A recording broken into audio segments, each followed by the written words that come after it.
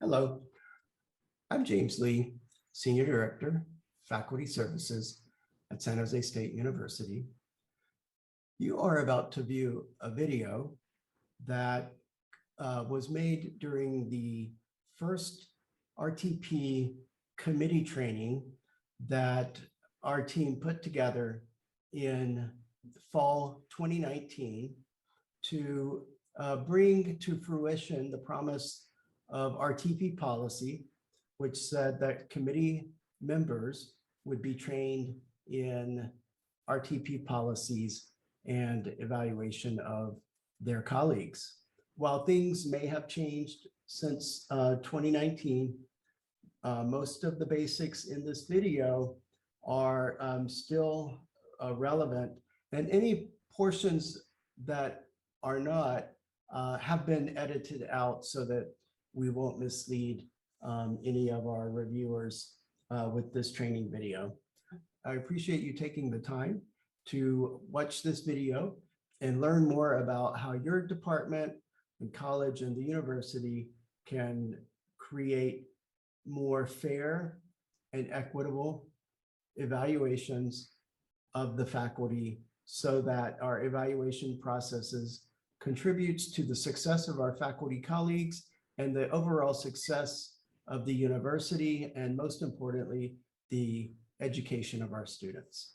Yeah, thank you for coming out. The reason we're doing this is, well, multifaceted. It is in our policies, but I want to thank the Executive Committee of the Senate as well, who approached Faculty Affairs and says, we have all this university policy about people being trained in RTP policies, but we don't have an infrastructure for training everyone. So the staff was really responsive and put together these sessions to allow us to, as committees, discuss what the policies really mean, what they're really saying. And I want to add, we have some experienced people in the room, and so this is interactive. It's not just me. I want to hear from the audience. So you're all going to be signing an agreement. The chair is going to keep this agreement in their office in the department, but it's essentially saying that you're going to keep the process confidential, that you're not going to be discussing cases outside of committee boundaries, and it's also going to confirm that you've read and been trained in RTP policies. And that language is actually straight out of university policy. So this is your opportunity to make good on that promise that you're going to make regarding service on an RTP committee. So let me start by going to the beginning, perhaps, and discussing what kind of reviews we do for tenured and tenure-track faculty on this campus. We have two types of reviews. We have what we call periodic, or actually the collective bargaining agreement calls periodic evaluations. We call them mini reviews here. And then we have what the contract calls performance reviews. And those are the retention, tenure, and promotion reviews. These are the ones that, in some way, your career, your paycheck on the line, and they require some type of dossier review. In mini reviews that we do in years 1 and 2 of the standard candidate, we're trying to do formative evaluation. We're trying to help them acclimate, acculturate to San Jose State as a faculty member and give them some signals as to what they need to do to perform well to get tenure and promotion. Then halfway through the career, we would have that performance review, which is retention. And then we have a couple more formative evaluations. And then we have another performance review in year 6. Now that's the candidate who comes in with no credit. No service credit. For people who come in with service credit, there's an alteration in the schedule of how they might get reviewed. While in year 1, a person who has 1 year of credit is in service credit year 2, right? So we're adding a year to every calendar year that they're at San Jose State. So when they hit year 3, which is second year here, they're going to go through that retention review. So they have to put in a full dossier, get that feedback saying whether they're retained or not. And then they will have 2 more formative reviews and a final tenure and promotion review. In calendar year 5, they're year 6. And the same thing that applies to 2-year credit folks, except that you should recognize that If you come in with 2 years credit, you're in your third year already, but we're not going to require that retention review in your first year here. I mean, that would be kind of silly. We just hired you. So we do a formative review for their service year 3, and then they have their retention review in year 4. All right, now this is my favorite thing that I've ever done at San Jose State. And you look at it and you say, wow, that's a mess, but it's actually logical. And if you read through policies, you'll see that this is actually the entire retention, tenure, and promotion process. It's kind of important to have this on hand to kind of help guide you, but I don't know that you need to like sit there and study it like on Saturday nights or something. So right now we're in the dossier producing part of flowchart. And so chairs and candidates are co-producing the dossier, department chair, not committee chair. Department chairs and candidates are co-producing the dossier to make sure that the candidate is putting their best professional foot forward. If the chair notices that something's missing, they need to alert the faculty member. If they see that the faculty member may be running a narrative in the wrong direction, they should steer the narrative into a direction that's helpful for the candidate. So this is actually literally co-production. It's not outside of the bounds of policy to allow other people to work with the candidate. So if they have a favorite person in the department that they want looking at their dossier, they can get that access, the candidates themselves. Yeah, there's a link. Create a question on the calendar dates. So Monday, September 16th, on the full calendar is the last day to provide unsolicited materials for dossier. What Great question. So the collective bargaining agreement allows for outsiders, people who are not the chair or the candidate, to insert material into the dossier if they think it's important and affects the decision-making of the committees and the administrators. So there's a review process for that. And if the faculty affairs deems it pertinent to the current review, then it would be inserted into the dossier. The candidates would get a chance to respond to it, and then that material would be there. We haven't gotten any requests yet, so I suppose there aren't going to be any third-party documents in the dossier. So the chair or director would receive it and then send it to faculty affairs with context. Like, why are we getting this? What is this? Yeah. Okay. Mm-hmm. So the dossiers are going to close September 27, and hopefully they get it done by the 27th. We close the dossiers, and then they go out for review. So this chart becomes really handy at this point because it indicates the levels of review all the way to decision making. This first section here is called department level review. The committee will evaluate for a couple of weeks the cases in their department. At the same time, the chair or director, if serving as an outside evaluator, will have access to the material too. At some point, the dossier will be yanked out of the committee's hands because by contract, if a committee hasn't acted, it still moves on. And the chair will have a couple of days to review what the committee said and then finalize the chair evaluations. After that, the evaluations get reported to the candidate, and they have 10 days to enter a statement or a response if they might want to correct the record. Say that you said they had 5 peer reviews, but they had 8. The chair actually has a right in contract to be an extra person reviewing the dossier, unless they are excluded for some reasons. If they're on the committee, they're excluded. They can't serve. If they're an associate chair and the person going up for full is coming through, they can't write a review for those people. So after the dossier moves from here into the candidate, the department level review is finished. The candidate is writing a statement, if they want to, about the level, not the particular committee or chair. Now they can single those people out, but it's actually a statement in response to this level of review. After the closing date on that, we move to the college level. The college committee will be reviewing dossiers. The dean will have access at the same time. And like with the department, the committee's duties will end a couple of days before the dean has to send in their evaluations too. And those then will go out to the previous department level folks and to the candidate. And the candidate will have 10 days to respond to that level of review. Then, if you were a retention candidate and no one said do not retain, your dossier will skip over to the provost. And it won't go to URTP. Promotion, tenure, those things all go to the University RTP committee. And so do any dossiers for retention where someone said do not retain. Now this committee is going to be working most of spring. They have a lot of dossiers to rifle through. They're going to release findings in 2 waves.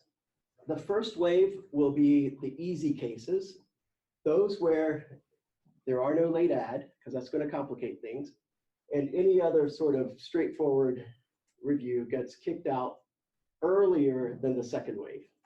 There might be some candidates saying, hey, I got my results. How come my colleagues didn't? What's going on? You're right. So that might happen. Some people in the department will have URTP results and others won't because of the wave nature of their releasing their findings.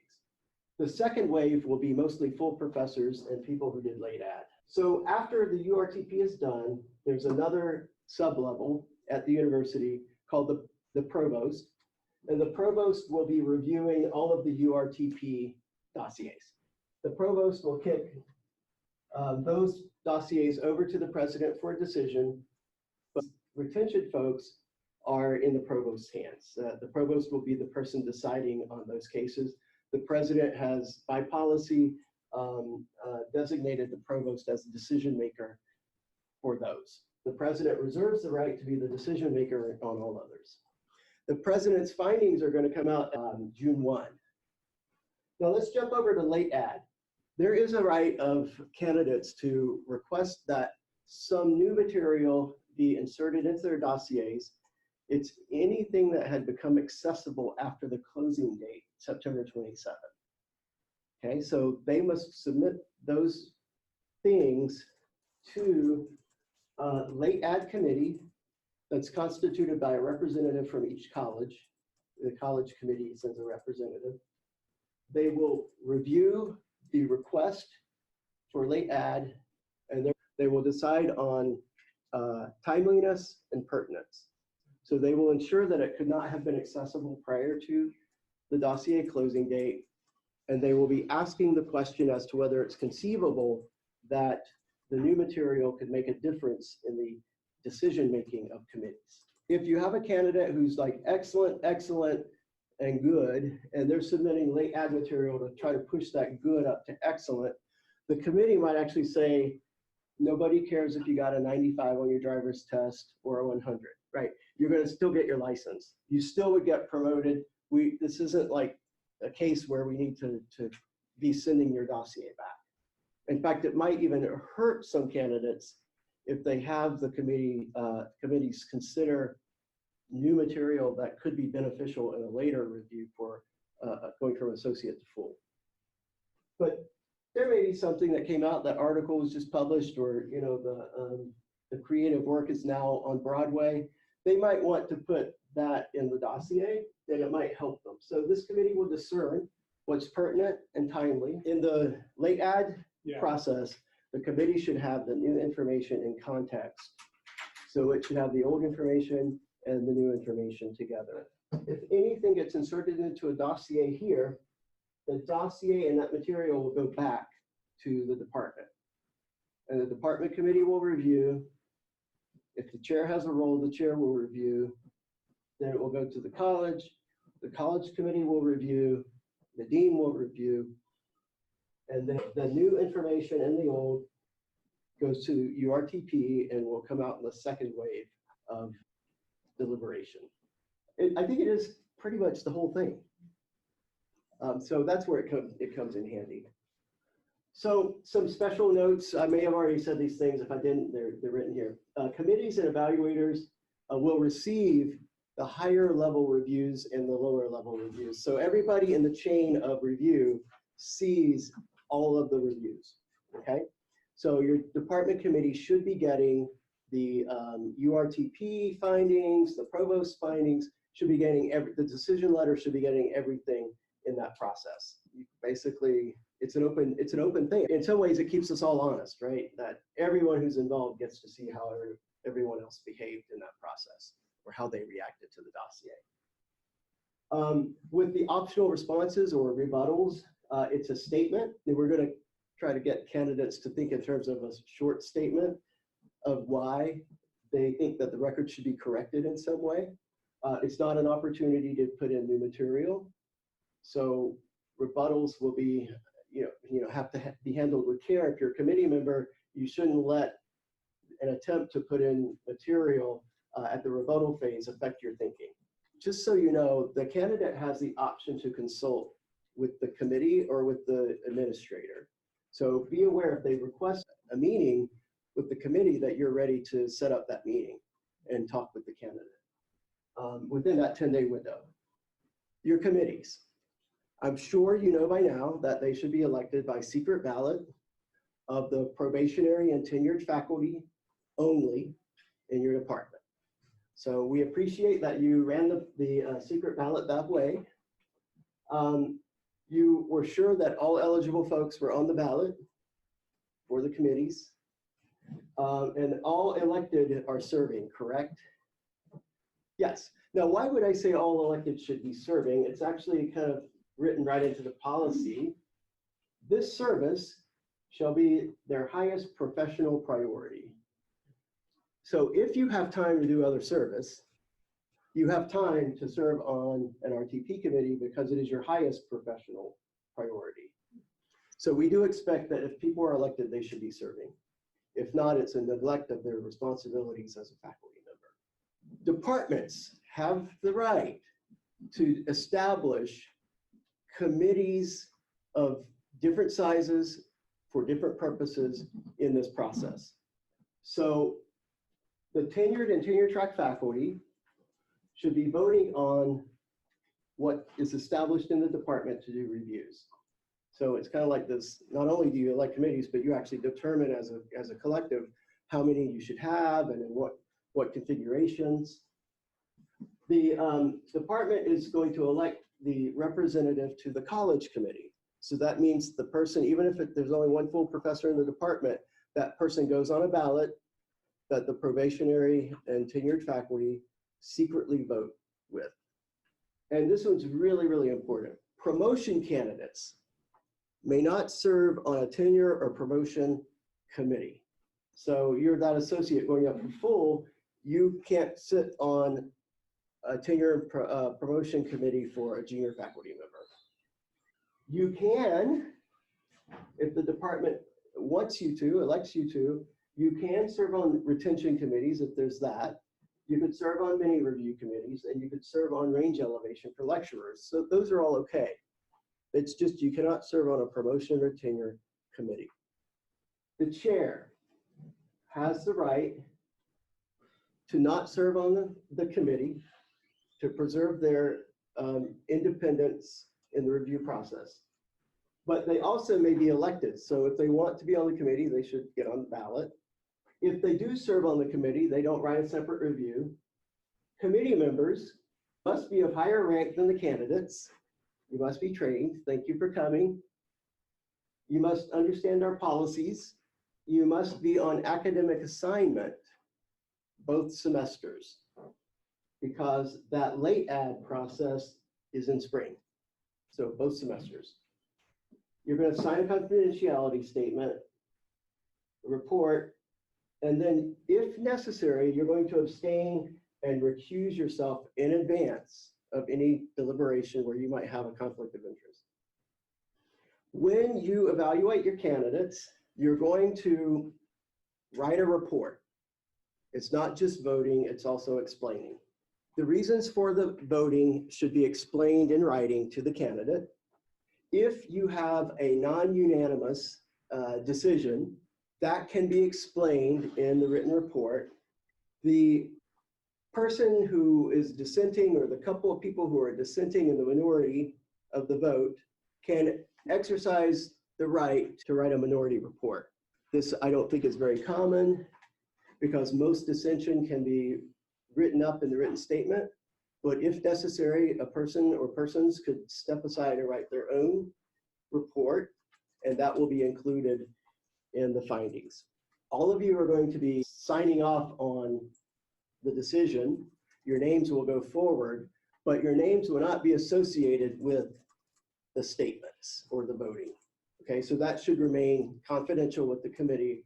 If a person was in minority report, nobody will ever find out that that person wrote the minority report.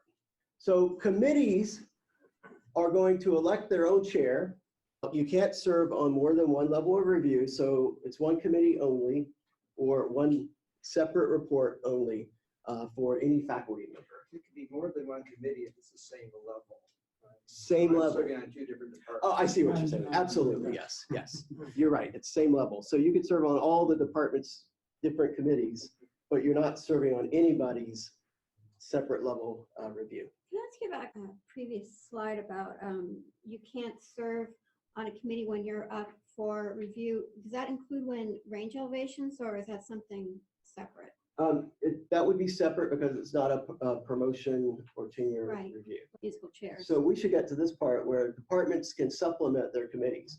Let's say you have only 2 full faculty and you need 3 as a minimum per committee. Where are you going to find the 3rd person? You will consult with your dean and the candidate, the person who's being reviewed, and you will come up with a list of names that the probationary and tenured faculty will vote on for that 3rd spot on the committee. And it's really important that we understand that the ballot in those cases is a collaboration. It's not just one or the other establishing that slate of candidates. Tenured and tenure track faculty vote, and you get the pleasure of calling up a couple of your colleagues, full professors in another department, and saying, hey, they didn't vote you onto the committee, I'm so sorry. And then of course the lucky person, gets the word that they're gonna get to come serve with you.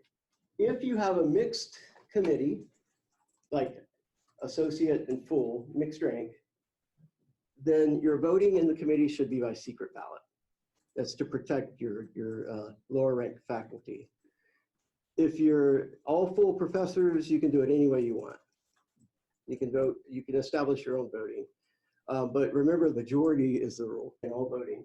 There are some options with departments that don't have enough votes. Not only can you supplement your own committee, the department can find a representative to the college committee from a different department. So that person could represent the department if duly elected. So usually you're working with a dean to find somebody in another department that's willing to serve in that capacity. The department could choose to not have a representative on the college committee. Department could also elect another department's representative to represent them. And so the question comes in, does that person get 2 votes? I presume it would be 1 vote. There's no rule that would say that you get a 2nd vote in that case. And all other rules point to 1 person, 1 vote. For faculty, you may serve. If elected, you must be employed both semesters or on duty both semesters, and you have to be approved by the president. In this case, we're acting as the president. Yes. So going back to the third faculty, do we need to officially inform you, or we just write it in there? So you could put it in that report of who is on the committee and request your permission in the comments. We'll handle it that way. Reasons for not having a department chair evaluation. If the department chair is on the committee, the department chair is not writing a separate evaluation. If the chair is an RTP candidate, the chair is not going to write the evaluation of themselves. If the chair is an associate professor, they can't write for full professor candidates. Here's something to keep in mind too. You may be called upon by your recruitment committee to approve people that they want to bring in as new faculty. If a faculty person is being brought in at rank or with tenure, your committee should be reviewing their materials. And if you don't get enough from the search committee, you can ask for more. You have to have a substantial set of material to judge the candidate and determine whether they are at a place where they have earned rank and or tenure. Don't forget about that little duty on the side. Your college at large should be electing a university retention, tenure, and promotion committee member. And it's not appointed by the dean, it's elected by the college. They serve 2 years. So not every college is going to have an election every year, but for those colleges without a representative, there should be an election occurring among all probationary and tenured faculty for that university representative. Departments will nominate former college committee members, so they have to have served on a college committee. The college RTP committee will put together the ballot. They can choose 5 people to put on the ballot. They could choose 2 people, but they're the ones responsible for saying, okay, these are the folks who are going forward. Then the probationary and tenured faculty in the college will vote on that slate of candidates. I can see this is very familiar to everybody in the room. This is happening routinely in the colleges. Your college, if you're serving on a college committee, you're going to send somebody from your committee to constitute the late ad committee. And then let me emphasize confidentiality. All of your proceedings are deemed confidential. So you should not be reporting out to anyone else in the department. If you witness some type of ethical violation, you don't run to other faculty members in the department and get their assistance in making things right. You actually will turn to the dean, you'll turn to university personnel faculty affairs to discuss what's happening and to see if things can be corrected. It might involve vacating the reviews and going back to a fresh start. Who knows what it would involve, but it's not a matter for other faculty who are not on the committee. So confidentiality is extremely important. Now let's talk about the other ethics of review. I thought this was so important that I just took language straight out of policy and put it on the slide. Okay, and I think this is some of the best language and policy I've ever seen. It is the role of you, the evaluator, to judge the level of achievement that the faculty is showing you, regardless of the form it takes, while respecting the academic freedom and professional choices made by each candidate. If you start feeling like you can't do that, you might have some issues with serving on that person's committee. Evaluators should not substitute their own preferences for policy and should recuse themselves if necessary to avoid the possibility or the appearance of bias. Do some discerning. Evaluators who recuse themselves should abstain from voting and absent themselves from discussion of a case. So here are some ways in which you might find yourself in a recusal situation. You might have hostility toward the ideology of the candidate. If, say, for example, you're in psychology and you have the Freudian person and the cognitive behavioral person, and they're like, this isn't even psychology, you need to go somewhere else.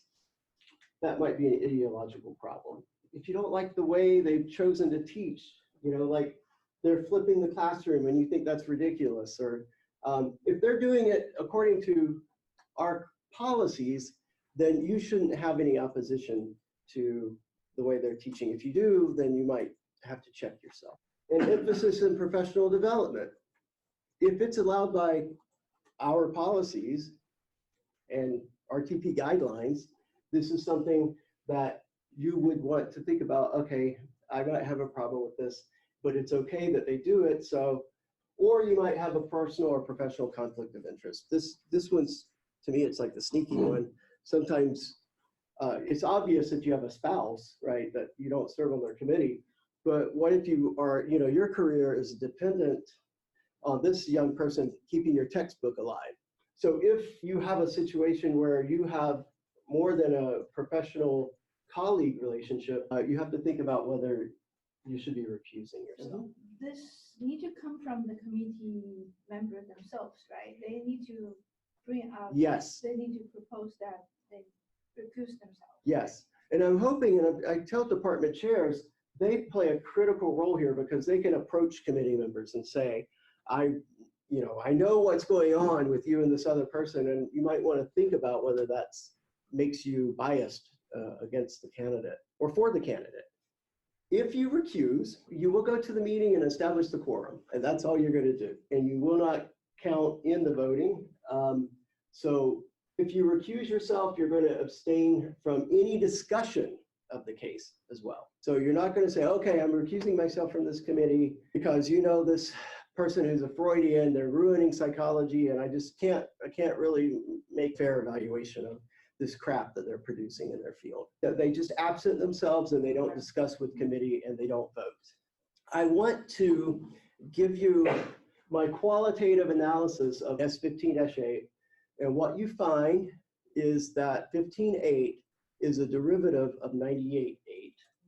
And so the real change was breaking out an area called service that every other university that I know of uses, and changing the way that we vote and give them tenure and promotion. But the language is very similar.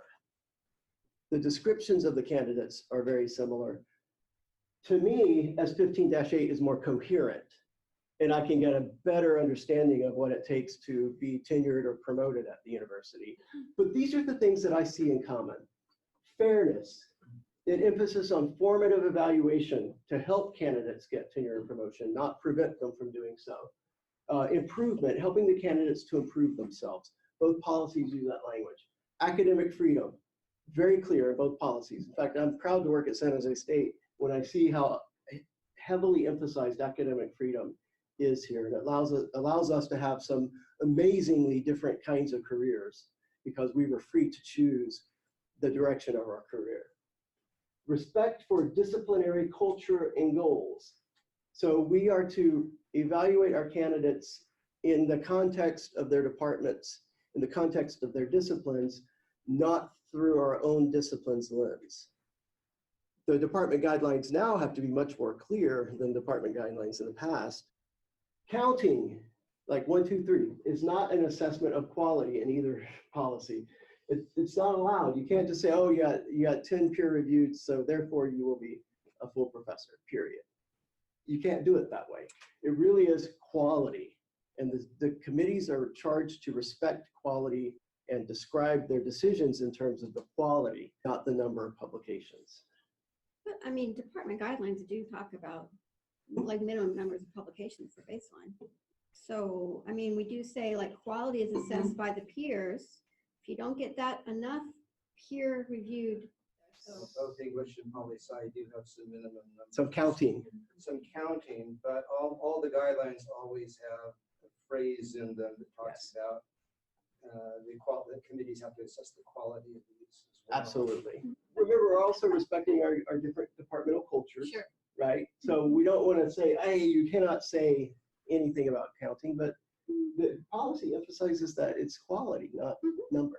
Where did this push come from then to clarify what our criteria are? All we heard about for years is, well, I need to know what I have to do to get promoted, to get tenure. I thought there was a big push to. You are so lucky we have the historian of policy here. Maybe after our meeting, you can take him aside and he'll tell you the whole story. And things were going so well. Okay. The second number 4 is that both policies emphasize holistic evaluation. They do. They use the word holistic. And the second, 15-8, sort of stretches that and tries to describe it even better because apparently under old policy, people weren't seeing that. We talk about synergies across the areas. And synergies, in my reading of the policy, are added value for each of the areas. So if your research project involves a bunch of undergraduates, not only should you get credit for research for that, your teaching should receive added score as well, because you have a synergy between the two areas. And so you're not restricted in this old mindset of, well, you can only put it in one place in the dossier. You should be hearing about people's synergistic activities in all 3 areas of their dossiers. And they're being told that. That was actually a suggestion by Ellen Jun when she was provost, that the unified narrative be required as a way of emphasizing the synergies between the 3 different parts. Yeah. But people should use that as an opportunity to explain why some Absolutely. activity that they did enhances both their teaching and their research work. So this is a good place to stop and tell the committees the dossiers actually have new sections this year. So because candidates are still being told that it's suggested that their opening narrative be limited to about 2,000 words. And they're being told, Deanna, correct me if I'm wrong, they're being told that it's establishing the framework of your career, that you're giving the story of yourself as a scholar in that opening narrative. But if you need to explain any detail in your record, you should do so within the area in the dossier. So we've added optional narrative sections for each teaching, research, and service, so that they can stop putting the explanation of SOAP number 4, item 13 in their opening narrative, and they can put it down in teaching where really it belongs. So you can add explanation there. We also added a little area to allow for letters from outside scholars at the very end of the dossier, because we're actually allowed to have outside letters. We're just, most of us don't exercise that right. Okay, number 5, this is like service credit. Now we're on number 5. The synergies will allow mention of accomplishment in more than one category. That's extremely important to keep in the back of your mind, that it is okay to see that service project over in research, teaching, and service, if it's hitting all 3 bells. This is one that we often forget, but both policies are very clear. If the candidate is advancing SJSU's goals, that candidate deserves some reward, or it's meritorious to be doing so. Our people are supposed to be doing this. Like professors at San Jose State should be advancing San Jose State's goals. So one example might be the person in computer engineering who's trying to get minority persons into computing.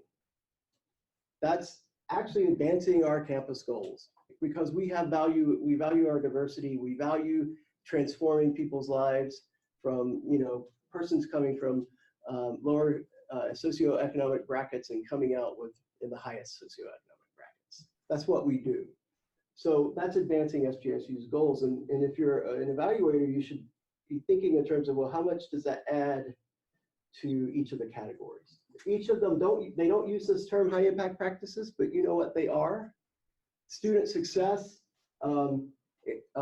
fostering student growth, all of that stuff is part of both of the policies. So if they're helping our students, good stuff. Both talk about a promise of continued collegiality, good teaching, leadership in the profession, university governance. Both of the policies shine through on that. And there seems to be an emphasis in both for tenure and promotion, teaching and or research. So you'll see that in a minute.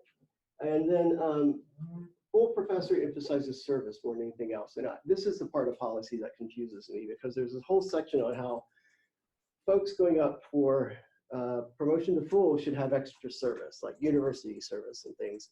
But we don't change the metric. We don't change the criteria for the voting. So it's an interesting tension in the policy. Candidates should be showing evidence of performance. We don't let them say I did something, but not show that they did something. Evaluators and administrators should be trained and sign reports. And teaching evaluations, we're looking at the same policies for both. So let's get into the teaching real fast. SOATs, those show up in the evaluations. Contract says they have to be there. So let's think about what that means. They cannot be the only form of evaluation for teaching. So when your committee is writing its findings, it should not keep referring to the SOATs and nothing else. SOATs have to be used in context. So that class that everybody always hates in their junior year might be a class that's going to get lower SOATs. You have to think about it that way. All classes are supposed to be SOATed, except that if you teach 15 units per year, you may occasionally remove up to 1 class's SOATs every academic year. So as committee members, you will see sometimes there won't be a SOAT in a class that you think ought to be SOATed. And that could be the faculty member exercising their right to remove it. If they have multiple classes that should have been SOATed that don't have SOATs, then something's not right, because all classes should be SOATed, except internships, supervision, and other classes like that. Those are excluded normally unless a chair or a faculty member requests that they be SOTed. You are charged with understanding the RTP policy, so please go to our website and pull up the latest SOT interpretation guide and F12-6. Read the guide. Notice that SOTs do vary by different factors, but let's move on because I need to get to the voting on 15A. Here are some do's and don'ts. Student statements outside of the regular evaluation process, if entered in the dossier, must be identified by name. And that's a collective bargaining issue. No anonymous hit pieces. That's better. No anonymous hit pieces. Unofficial surveys may not be considered. So your chair is trying to help the candidate out, so they put out that Google form and they ask all the people in the class, what do you think about this professor? That's unofficial, and it shouldn't be considered in the evaluation if someone puts it in there. Candidates are being told, don't put something like that in there, but they actually can if they want to. This is interesting, but I'm not going to explain it because it will take a while. But did you know that departments can actually have a system of creating unbiased summaries of individual faculty members' qualitative comments? So that's out there. And so if you run into it, don't go nuts over it because it is allowed by policy given certain conditions. And department chairs should be removing any remarks unrelated to teaching. So like biased comments or gendered comments. The department chair has the responsibility to monitor that. Okay. Before closing the. Yeah, I'm sorry, what? Closing, when that should be. Oh yeah, before closing, absolutely. But if you as a committee member see something like that, you really need to discount it. Okay, don't let a biased review affect your rating. Doesn't this though give context to what the faculty member was actually dealing with in that classroom? I mean, if you just cleared off anything that was like students behaving badly, Yeah. then you might see the. Well, if the faculty member wants it in there, the faculty member can have it in there. Yeah. When I was chair, I discovered some really bigoted remarks towards a faculty member and started the process of getting them removed from the qualitative SOTs. The faculty member wanted them to be kept in because it helped to explain why the quantitative SOTs See what I had to put up with? whack. Yeah. And that's, right. And the faculty member can do that. You should never see quantitative and qualitative SOTs for a class separated. In other words, you can't have one and not the other in the dossier. You have to have both. If you're going to pull out one, you're going to pull out both. Actually, here's another one. Students may meet with the department committee. I don't know that there's a timeline on that, but department committees, if your student approaches you, you should give them the courtesy of meeting with the committee. All right. I'm going to leave the direct observations page to you, but you know that these are an important component other than SOTs for evaluating the faculty members teaching. And other teaching materials should be in the dossier and should be reviewed and commented on as part of the evaluation of teaching for faculty who teach. Now, if they have a different academic assignment, like counselors, librarians, and such, then you will be reviewing according to the materials that those fields find appropriate for academic assignment. All right, here we go, S15-8. Here are our 3 areas, teaching, research, and service. We're going to be voting on quality according to this ranking scale of unsatisfactory, baseline, good, or excellent. And you're going to vote in each category. There will be a descriptor for each of these levels. And so what you need to do mentally for S15-8 is to think about the candidate's material in teaching or research or service and compare what you think about them to the descriptor for each of these levels. So you should see the candidate in one of these areas. And I'm actually a big fan of these descriptors because when you read them, you see excellent really is excellent, good really is good. Departments have guidelines, some of them, so you have to respect those, but if they clash with 15.8, you don't. You're going to be using those criteria to get a set of ratings for each of the candidates. So I'm going to give you the example of risk criteria to help think about how I'm going to mentally, cognitively compare a candidate to this. If you saw this, the candidate has not created scholarly, artistic, or professional accomplishments that meet the baseline level, then here you go, they're unsatisfactory. So what is baseline? The candidate has, over the course of the period of review, created a body of completed scholarly, artistic, or professional achievements and shows the promise of continued growth and success. That would be baseline. Now, think about it. When you're evaluating professors who want to go up to full, you're rating them on this, over the period of review, created these things.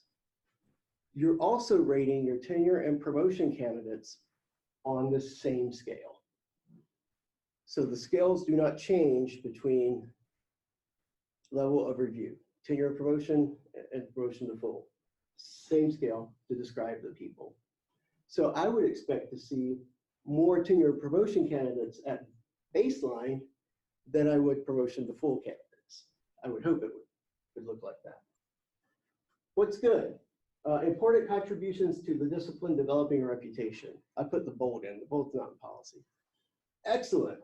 Significant, important, and growing reputation, recognized as significant within the discipline. Doesn't this look exactly like how you think in your field? And this is how we are supposed to rate our candidates. Okay, we have other criteria, service, teaching. Our office is going to try to get you sheets or whatever so that your committees can have these while deliberating and compare candidates to them. Let's look at what it takes to be promoted or tenured. For normal time tenure promotion, you need an excellent baseline, or good baseline. But this excellent cannot be in service. For tenure and promotion, the excellent has to be in either teaching or research, not service. So the best it would count is good. I lost that battle. I know, right? It's a strange one because in early, that doesn't show up. So let's look at a blue diamond candidate. They get an excellent in teaching, baseline in RISCA, and baseline in service.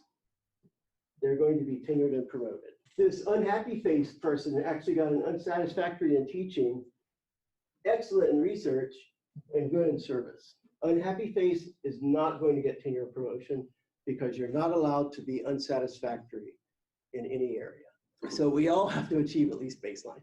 Like my friend used to say, aim low and achieve. So that's where we are. The blue circle, baseline, excellent baseline, that's tenure and promotion. So that's how you read it. Now let's look at early. In early, you need excellent in 2 categories and baseline or better in the remaining category, and you're excellent maybe in service. So if you're a service whiz, you might consider going up early so that service counts as one of your excellence. But you still have to achieve an excellent in one of these 2, right? So I don't know.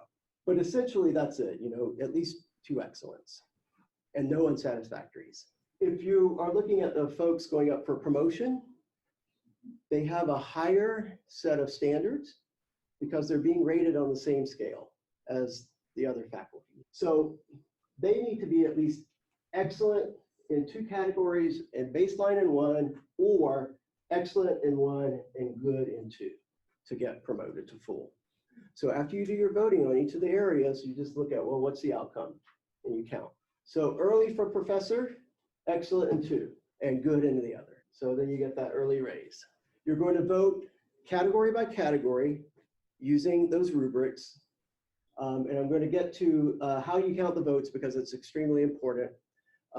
As you know, majority rules in all of our personnel committees. So how do you achieve a majority on these rubrics? You're going to say that if someone has voted that someone is excellent, they would agree that they're also good or baseline, that they're at least that. So it's like when you hit the hammer, the bell at the county fair, and the ball goes up and hits the bell, or it doesn't. So here's a 6-person committee, 2 voted baseline, 2 voted good, and 2 voted excellent, which by the way, you shouldn't see that happening. Because if you read the criteria for the professors and you are a reasonable person, you would probably pretty much agree with your colleagues as to where that person falls on the rubric. So you wouldn't normally see this, but if you did, you would count the votes from the bottom. You have 6 of 6 saying they're at least baseline. You have 4 of 6 saying they're at least good. And you have 2 of 6 saying excellent. And so when you hit that hammer, it only went to good because that's where you found your first majority, kind of looking down. But you need to record all this information, right? And you will be reporting out this information. And you will be saying the committee voted this way, Or each. and here are the reasons, and then your committee, your name will be associated with that report, but not with how you voted. Here's a committee of 8 people, and 4 said baseline, and 4 said above baseline, but because 4 is not more than half of 8, the level is baseline, because you have to achieve a majority. So here's a 5-person committee. 3 folks say baseline or above, and then 2 people said unsatisfactory. This is probably a situation you could see. Like, here's their friend saying they're good. Here are the reasonable people in the department having some kind of disagreement about the candidate. Well, in this case, it's more like a binary situation. 3 of 5 said baseline, that's a majority. 2 of 5 said unsatisfactory, so what wins is baseline. I thought you said you counted from the bottom.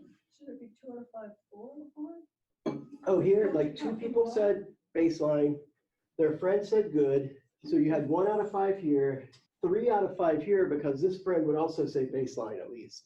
And so if you had a situation where those reasonable people, one of them convinced one of the 2 saying baseline to actually agree with unsatisfactory, then suddenly you have a majority of the committee below baseline, and you have to report out unsatisfactory, no matter how well these 2 people rank them.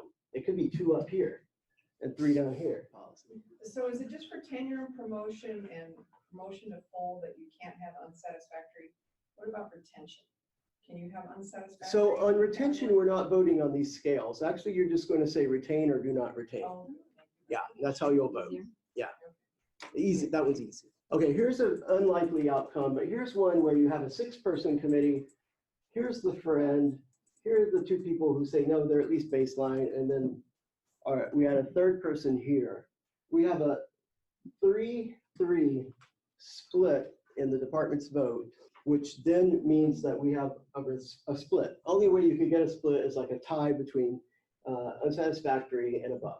You report out the split, and so if you are on a committee and you see the prior committee said split, what you know is that they were at least half said unsatisfactory and the other half said above satisfactory. So the year 3 performance review, Yes, we don't do this voting. you do retain or do not retain. And what you'll do for the candidate is explain in each area how good they are or what they need to improve. But in the end, you're just voting on retain and do not retain. Yeah, while on retention, it's just a binary vote, retain or do not retain. In the text of the letter, it's an opportunity for committees to give them advice and actually say things flat out that we think you're on track and give them a level. Yeah. But why don't we vote on the levels? Probably because we don't want to lock ourselves in. Correct.